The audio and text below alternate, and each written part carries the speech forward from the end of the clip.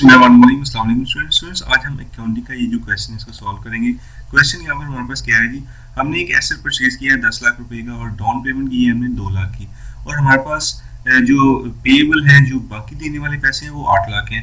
तो इस तरह का क्वेश्चन अगर हमारे पास आ जाए और हमने इसमें से ए बी सी डी इन ऑप्शन में से करेक्ट ऑप्शन फाइंड करना हो, तो हम क्या करते हैं, अपने क्वेश्चन की डबल एंट्री बना लेते हैं। देखिए फर्ज करें हमने जो एसेट खरीदा है वो मशीन है, तो 10 लाख से हमारा एसेट बढ़ा है, हम इसको डेबिट करेंगे। अगर हमारा कैश देखें तो कैश हमने 2 लाख की पेमेंट की है, तो कैश हमारा एसेट है और एसेट कम हो रहा है, तो इसको हम 2 लाख से क्रेडिट करेंगे। बाकी का 8 लाख हमने उधार रखा है, क्रेडिट पे है, जिसको हमने पे करना है, तो इसको हम पेएबल में रखेंगे 8 लाख को। अब आप इस सारी की सारी ट्रांजेक्शन को अगर आप देखें तो 2 लाख अगर हमने एसेट कम किया है कैश का, तो हमें मशीन में उतना हिस्सा मिल गया है, लेकिन बाकी मशीन का जो पार्ट है 8 लाख का, वो हमारे ऊपर अभी लायबिलिटी है।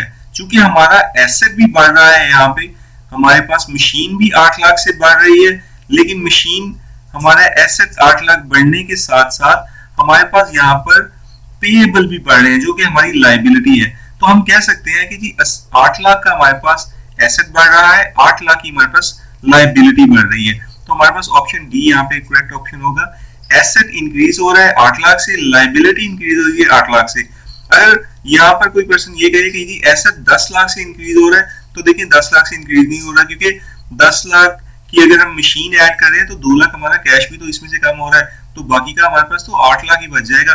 तो इसलिए हमारा जो एसेट है वो 8 लाख से इंक्रीज हो रहा है। तो मैं उम्मीद करता हूँ ये क्वेश्चन जो है इसकी आपको अंडरस्टैंडिंग होगी। ऐसी मजीद वीडियो से अपडेट रहने के लिए भी हमारे यूट्यूब चैनल को सब्सक्राइब कर लें। Thanks for watching this video. अगर आप इसी तरह की मजीद वीडियो से अपडेट रहना चाहते हैं तो भी हमारे व्हाट्सएप के नंबर पर मैसेज करें, आपको ग्रुप में जो है ITA के ग्रुप में ऐड कर दिया जाएगा।